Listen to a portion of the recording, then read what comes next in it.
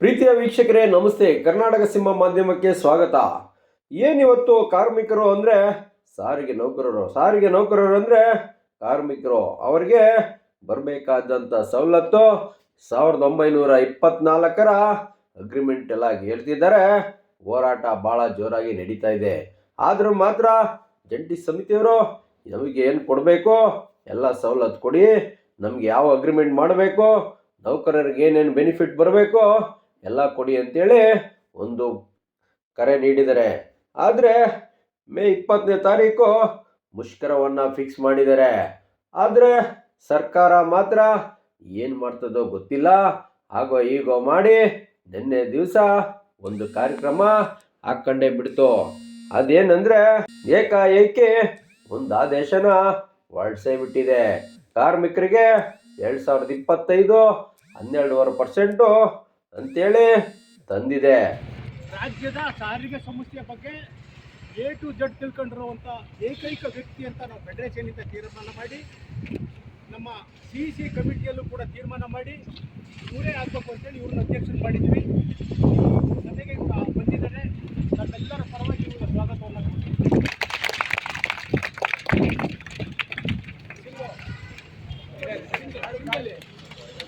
ಸಿಂಗು ಬರೀ ಮಾತುಕತೆ ಆಗ್ತಾ ಇದೆ, ಯಾವುದೇ ಸಮಸ್ಯೆ ಬಗೆಹರಿತಾ ಇಲ್ಲ. ಮುಂಚೆ ನಿಮಗೇನು ಕೊಡಬೇಕಾಗಿದ್ದೇ ಇಲ್ಲ ಅಂದರು. ಆನಂತರದಲ್ಲಿ ನಾವೇ ಹೋಗಿ ಸಿಡಿದೆದ್ದು ಒಂದು ಮುಷ್ಕರ ಹಾಕಿದ್ವ, ಇಲ್ಲ ನೀವು 14% ಕೊಡ್ತೀವಿ, 14 ತಿಂಗಳಿಗೆ ಕೊಡ್ತೀವಿ ಅಂದರು. ಇದು ಆಗಲ್ಲ ಅಂತ ಅವಾಗ ಮತ್ತೆ ಸಿಡಿದೆದ್ವ, ಅವಾಗ ಮತ್ತೆ ನಿಮ್ಗೆ 26 ತಿಂಗಳಿಗೆ ಕೊಡ್ತೀವಿ ಅಂದರು. ಈಗ ನೆನ್ನೆ ಮೊನ್ನೆಯಿಂದ ನಿಮಗೆ 10ರಿಂದ 15% ಕೊಡ್ತೀವಿ ಅಂತ ಎಲ್ಲ ಮಾಧ್ಯಮಗಳು ತಿಳಿಸ್ತಾ ಇದ್ದಾರೆ. ಯಾಕೆ ಕರೆದು ಮಾತಾಡಿ, ನಮ್ಮನ್ನು ಜಂಟಿ ಸಮಿತಿ ಇದಕ್ಕೆ ರೆಡಿಯಾಗಿ ಕೂತಿದೆ. ನಾವೇನು ಸಮಸ್ಯೆನ ಮಾರಿಬಿಟ್ಟಿಲ್ಲ, ಬಸ್ ಕೊಡುವಂತೆ ನಾವೇನು ಕೇಳ್ತಾ ಇಲ್ಲ. ಇವತ್ತು ಕಾರ್ಮಿಕರು ಜೀವನ ಮಾಡಬೇಕು ಅಂದರೆ ಏನಾಗಿದೆ, ಯಾವ ರೀತಿ ಜೀವನ ಮಾಡಬೇಕು? ನಾವು ಕೊಟ್ಟಿರೋದು 1/1/24ರಲ್ಲಿ ಅಜೆಂಡಾ ಕೊಟ್ಟಿರೋದು. ಇವತ್ತು 26 ಕಳೆಯುವಂತಾಗಲೇ ಇನ್ನೂ ಕೂಡ ನಮ್ಮ ಸಮಸ್ಯೆ ಬಗ್ಗೆ ಇದೆ. ನಾವು 25% ಅಲ್ಲ, ಇನ್ನೂ ಜಾಸ್ತಿ ಕೊಡಬೇಕಾಯ್ತು. ಆ 25% ಕೊಡಿ ಅಂದರೆ ಅವ್ರು 7 ಕೊಡ್ತೀನಿ, 6 ಕೊಡ್ತೀನಿ, 2 ಕೊಡ್ತೀನಿ. BMTC ಸ್ಟಾರ್ಟ್ ಮಾಡಿ BMTC ಅಂಗಡಿ 1% ಕೊಡ್ತೀನಿ ಅಂತ DA ಕೊಡ್ತಾರಲ್ರಿ, ವರ್ಷ ಕಳ್ಸರಿ 2% ಈ ರೀತಿ ನಮ್ಗೆ ಅವಮಾನ ಮಾಡ್ತಾ ಇದ್ದಾರೆ ಅಂತ ಹೇಳಿ ತಪ್ಪಾಗಲಾರ್ದು.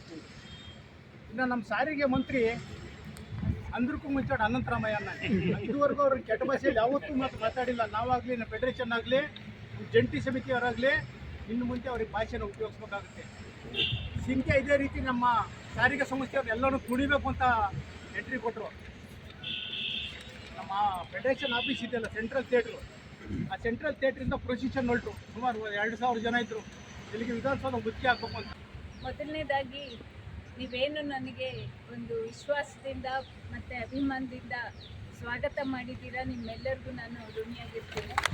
ಹಾಗೆ ನೀವು ನನಗೆ ಮೇಲೆ ಒಂದು ದೊಡ್ಡ ಜವಾಬ್ದಾರಿಯನ್ನು ಹೊರಿಸಿದ್ದೀರಾ. ಆ ಜವಾಬ್ದಾರಿಯನ್ನು ನಾನು ಖಂಡಿತವಾಗ್ಲೂ ನಿಭಾಯಿಸೋಕ್ಕೆ ನನ್ನ ಕೈಲಾದಷ್ಟು ಪ್ರಯತ್ನ ಮಾಡ್ತೀನಿ ಅಂತ ಹೇಳಿ ಈ ಸಂದರ್ಭದಲ್ಲಿ ಹೇಳೋಕ್ಕೆ ಇಷ್ಟಪಡ್ತೇನೆ. ಈಗಾಗಲೇ ಸ್ನೇಹಿತರು ಹೇಳಿದ ಹಾಗೆ ನಾವು ಇಲ್ಲಿ ಯಾಕೆ ಬಂದಿದ್ದೀವಿ ಅಂದರೆ, ಮೊದಲನೇದಾಗಿ ನಾನು ಹೋದ ತಿಂಗಳೇ ನಾವು ಇಲ್ಲಿ ಬರಬೇಕು ಅಂತ ಪ್ಲ್ಯಾನ್ ಮಾಡಿದ್ವಿ. ಆದರೆ ಈ ಮಾತುಕತೆಯಿಂದಾಗಿ ನಾವು ಬರೋಕ್ಕಾಗಲಿಲ್ಲ. ಏಕೆಂದರೆ ಇಲ್ಲಿ ಬೇರೆ ಎಲ್ಲದಕ್ಕಿಂತಲೂ ಹೆಚ್ಚಾಗಿ ಈ ಪ್ರಾದೇಶಿಕ ಕಾರ್ಯಾಗಾರದಲ್ಲಿ ಬಹಳಷ್ಟು ಸಮಸ್ಯೆಗಳಿದೆ ಅಂತ ಹೇಳಿ ನಮ್ಮ ನಾಯಕರು ಹೇಳಿದರು. ಮತ್ತು ನನಗೂ ತಿಳಿದಂಗೆ ಪ್ರಾದೇಶಿಕ ಕಾರ್ಯಾಗಾರವನ್ನು ಮುಚ್ಚುವಂಥ ಪ್ರಯತ್ನ ಸಾಕಷ್ಟು ಹಿಂದಿನಿಂದಲೇ ನಡೆದು ಬಂದಿದೆ. ಆದರೆ ಅದನ್ನು ಸಾಕಷ್ಟು ಹೋರಾಟಗಳನ್ನ ಮಾಡಿ ಅದನ್ನು ಉಳಿಸ್ಕೊಳ್ಳಲಾಗಿದೆ ಅಂತ ಹೇಳಿ ನನಗೆ ಗೊತ್ತಿತ್ತು. ಹಾಗಾಗಿ ನಮ್ಮ ನಾಯಕರೆಲ್ಲ ಇಲ್ಲ, ಇದಕ್ಕೆ ಹೋಗಿ ಬರೋಣ, ಒಂದು ಸಲ ವಿಸಿಟ್ ಮಾಡಿ ಅಂತ ಹೇಳಿದ್ರು. ಅದನ್ನು ಪ್ಲ್ಯಾನ್ ಮಾಡಿದ್ವಿ. ಆದರೆ ಈ ಮಾತುಕತೆಗಳಿಂದಾಗಿ ಬರೋಕ್ಕಾಗಿರಲಿಲ್ಲ. ಆದರೆ ಇವಾಗ ಈ ಮುಷ್ಕರದ ಸಂದರ್ಭದಲ್ಲಿ ಒಂದು ವಿಸಿಟ್ ಮಾಡೋಣ ಅಂತ ಹೇಳಿ ಇವತ್ತು ಬಂದಿದ್ದೀವಿ. ನಿಮಗೆಲ್ಲರಿಗೂ ಗೊತ್ತಿರೋ ಹಾಗೆ ಮಾತುಕತೆಗಳು 2.5 ವರ್ಷದಿಂದ ನಡೀತಾನೆ ಬಂದಿದೆ ಈ ವೇತನ ಪರಿಷ್ಕರಣೆಯ ವಿಷಯದಲ್ಲಿ. ಆದರೆ ಈ ಸರ್ಕಾರ ಮಾತ್ರ ಯಾವುದಕ್ಕೂ ಕೂಡ ಬಗ್ತಾನೂ ಇಲ್ಲ, ಜಗ್ತಾನೂ ಇಲ್ಲ. ಹಾಗಾಗಿ ನಾವಿವತ್ತು ಅಂತಿಮವಾಗಿ ಏನು 29ನೇ ತಾರೀಕು ಸಾರಿಗೆ ಸಚಿವರ ಅಧ್ಯಕ್ಷತೆಯಲ್ಲಿ ಸೆಂಟ್ರಲ್ ಆಫೀಸಲ್ಲಿ ಒಂದು ಮೀಟಿಂಗ್ ನಡೀತು. ಆ ಸಭೆನಲ್ಲೂ ಕೂಡ ಯಾವುದೇ ಥರದ ತೀರ್ಮಾನವನ್ನು ಕೂಡ ಅವರು ತಗೊಳ್ಳಿಲ್ಲ. ಇಲ್ಲ, ನಾನು ಮುಖ್ಯಮಂತ್ರಿಗಳ ಜೊತೆ ಮಾತಾಡಬೇಕು, ನಿಮ್ಮ ಬೇಡಿಕೆಗಳೇನಿವೆ ಅದನ್ನು ಅವ್ರ ಹತ್ರ ಮಾತಾಡಿನೇ ನಾನು ತೀರ್ಮಾನ ತಗೋಬೇಕು ಅಂತ ಹೇಳಿದ್ರು. ಹಾಗಾಗಿ ನಾವು ಜಂಟಿ ಕ್ರಿಯಾ ಸಮಿತಿಯಿಂದ ಇಲ್ಲ, ನಾವು ಇನ್ನಷ್ಟು ತಡ ಮಾಡೋಕ್ಕೆ ನಮ್ಗೆ ಆಗೋದಿಲ್ಲ, ಯಾಕೆಂದರೆ ಕಾರ್ಮಿಕರು ಕಾಯ್ತಾ ಇದ್ದಾರೆ, ಬಹಳಷ್ಟು 2.5 ವರ್ಷದಿಂದ ಕಾಯ್ತಾನೆ ಇದ್ದಾರೆ, ನಾವು ಅವರನ್ನು ಇನ್ನಷ್ಟು ಕಾಯಿಸೋಕ್ಕಾಗೋದಿಲ್ಲ ಅಂತ ಹೇಳಿ ನಾವು ಅವತ್ತು ಮುಷ್ಕರದ ತೀರ್ಮಾನವನ್ನು ತಗೊಂಡಿದ್ದೀವಿ. ಅದು ಅನಿರ್ದಿಷ್ಟಾವಧಿ ಮುಷ್ಕರ ಮೇ 20ನೇ ತಾರೀಕು ಅಂತ ನಾವು ತೀರ್ಮಾನ ತಗೊಂಡು ಒಂದು ನೋಟಿಸ್ ಕೂಡ ನಾವೆಲ್ಲರಿಗೂ ಜಾರಿ ಮಾಡಿದ್ದೀವಿ, ನಿಮ್ಮೆಲ್ಲರಿಗೂ ಗೊತ್ತಿದೆ ಅದು. ಹಾಗಾಗಿ ಇವತ್ತು ನಾವು ಸರ್ಕಾರ ಕೂಡ ಅದು ಗಮನದಲ್ಲಿ ಇಟ್ಕೊಂಡಿದೆ. ಮತ್ತು ನಾವು ಎಲ್ಲ ಕಡೆನೂ ಇವಾಗ ಗೇಟ್ ಮೀಟಿಂಗ್ಗಳು ಮಾಡಿ ಪ್ರಚಾರ ಮಾಡ್ತಾ ಇದ್ದೀವಿ. ನೌಕರರು ಕೂಡ ನಮಗೆ ಚೆನ್ನಾಗಿ ಸ್ಪಂದಿಸ್ತಾ ಇದ್ದಾರೆ. ಏಕೆಂದರೆ ಕಾರ್ಮಿಕರಿಗೂ ಕೂಡ ಸಾಕಾಗಿ ಹೋಗಿದೆ ಈ ಸರ್ಕಾರ ಮತ್ತು ಮ್ಯಾನೇಜ್ಮೆಂಟ್ ಆಡ್ತಿರೋ ಆಟಗಳಿಗೆ. ಕಾರ್ಮಿಕರು ಕೂಡ ಅವ್ರಿಗೆ ಸಾಕಾಗಿ ಹೋಗಿದೆ. ಮತ್ತು ಈ ಏನು ಅರಿಯರ್ಸ್ ಕೊಡಬೇಕಿತ್ತು ಅದರಲ್ಲಿ ಒಂದು ಕಂತು ಬಿಡುಗಡೆ ಮಾಡಿದ್ದಾರೆ, ಒಂದು ಕಂತನ್ನು ನೌಕರರಿಗೆ ಕೊಟ್ಟಿದ್ದಾರೆ.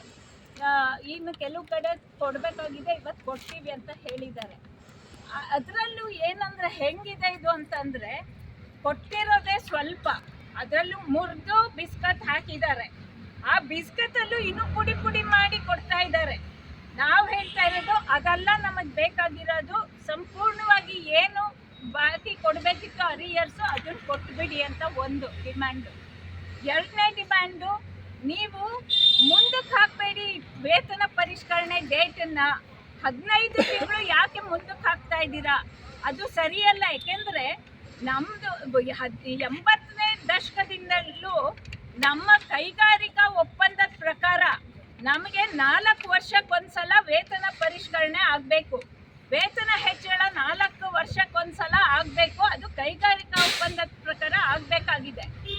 ಆದರೂ ಮಾತ್ರ ಇಲ್ಲಿ ಏನು ನಡೀತಿದೆ ಅಂದರೆ ನೋಡಿ, ನಿನ್ನೆ AATC ಜಂಟಿ ಸಮಿತಿಯ ಮೇಡಮ್ಮು ನಿನ್ನೆ ಭೇಟಿ ನೀಡಿದ್ರು. ಎಲ್ಲಿಗೆಂದರೆ ಬೆಂಗಳೂರು ವರ್ಕ್ಶಾಪ್ಗೆ.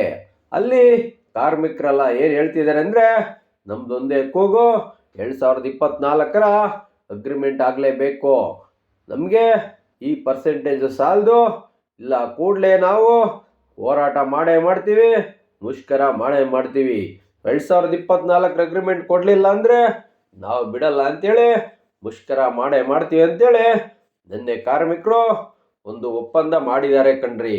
ಕಾರ್ಮಿಕರ ಹೋರಾಟಕ್ಕೆ ನಮ್ಮ ಮಾಧ್ಯಮ ಯಾವಾಗಲೂ ಇದ್ದೇ ಇರುತ್ತೆ.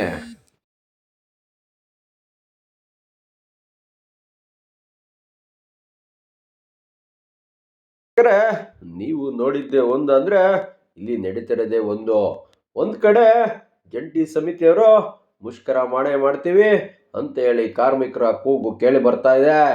ಆದರೆ ಸರ್ಕಾರ ಏಕಾಏಕಿ ಏಕಪಕ್ಷೀಯವಾಗಿ ಮನಸ್ಸಿಷ್ಟ ಬಂದಂಗೆ ಒಂದು ಅಧಿಕಾರ ಹೊರಡಿಸೇ ಬಿಟ್ಟಿದ್ದಾರೆ. ಆದರೂ ಮಾತ್ರ ನೌಕರರ ಕೂಗು ಬಿಡ್ತಾ ಇಲ್ಲ.